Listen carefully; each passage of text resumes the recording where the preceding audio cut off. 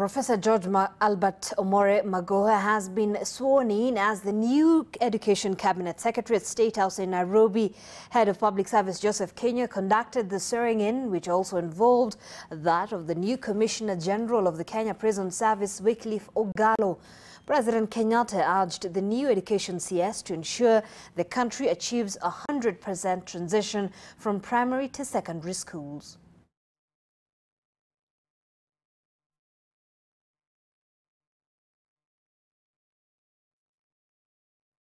I'm really counting on you to help us and to support us and to ensure that we're able to deliver to the people of Kenya, especially this issue of 100% transition, ensuring that we manage the resources that we have in a proper and good manner, assuring ourselves that we are able to implement the new curriculum